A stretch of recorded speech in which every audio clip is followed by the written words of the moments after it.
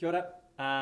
Welcome. We're just going to go over a little bit of terminology, a wee bit of terminology around roof framing, in particular couple close roof structure. Cool. So firstly, different parts to it, and then secondly, I want to move on to just briefly touch on some cuts that we're going to need to know around our rafters. So we'll stick with just our common rafters, which are, I guess, the main part of our roof structure, or at least creating, not the main part, but creating the shape of our roof. Cool. So starting at the top of our couple close roof structure, we're going to have our ridge board or beam.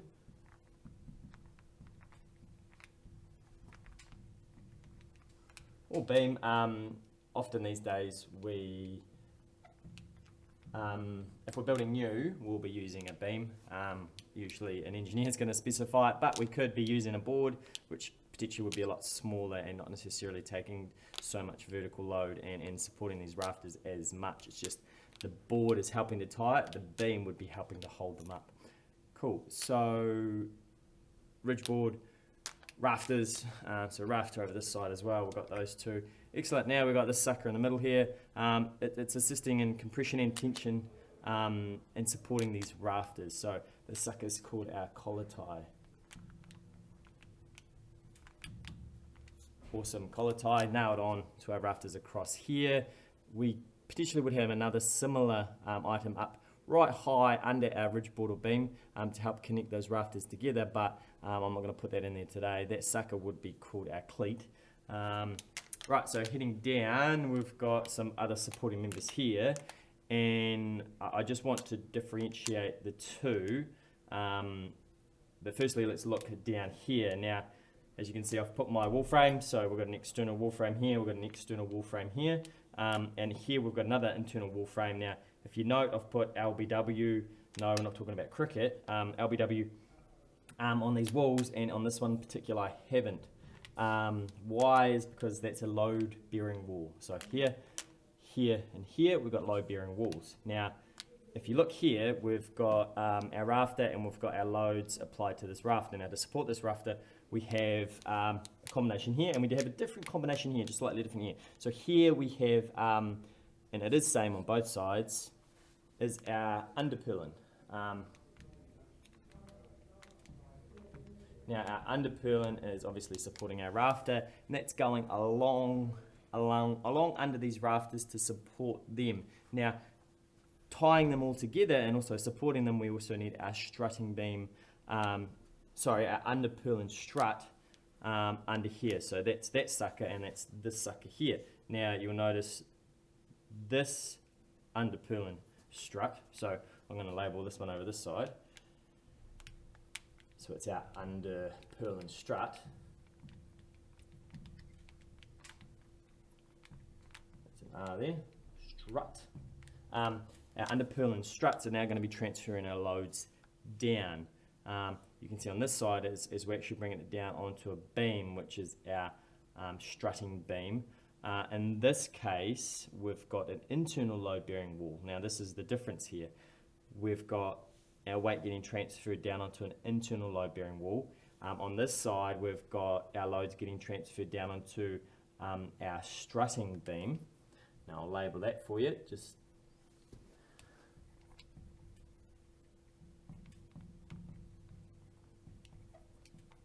Now, just to confirm the difference, this is going down directly onto a load-bearing wall, and it will be running along a line that has been calculated to go under that underpurlin strut. Now, on this side, we may not have a wall, so what we may have to do is run a strutting beam from one internal or external load-bearing wall to another to then support that beam as it travels over our ceiling area. Now, strutting beam sits over top of our ceiling joists. Now, these are our ceiling joists here. And don't get confused between this and floor joists. these suckers also have an important part to play. So we've got the load of our roof coming down, it's coming down onto our underpurlins struts, and then add on to directly down through blocking, and that's this sucker here, and then down, so it's transferred down to our load bearing wall. Now on this side it's coming down and it's coming onto our strutting beam, which is then sitting above our ceiling joists so that none of the weight is getting transferred onto our ceiling, and then it's going down to other load bearing walls.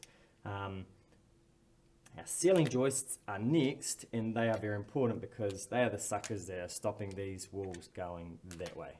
So when we have weight coming down, if we didn't have our ceiling joist, potentially the collar tie, it is helping stop that wall spread out if we get load come on here. So I guess you're looking at it and you're saying, okay, it's completing a triangle. Awesome. So that's the main components of our couple close roof structure. Now I just want to talk quickly about some things, and especially some cuts around our common rafters. Now I'll change colour for blue. See if blue works this time. So we need to identify some cuts. So with building, we have common terminology like plumb. So plumb is that vertical line. So we're going to identify here and here. We have what's called a plumb cut. Oh, not bum cut. Plumb cut. Plumb cut. Now that's a cut that is, if you were to cut it on the ground and you installed it, if you installed that rafter at the correct angle, so the correct pitch, and you put a spirit level on the side of that cut would be perfectly plumb. Hence the reason we call it plumb cut, not bum cut. Excellent. So we usually have one of those top and bottom, and then we got this area here. Now when a rafter comes down and it sits onto the top plates of our walls, we have a little cut out of our rafter that's called a bird's mouth.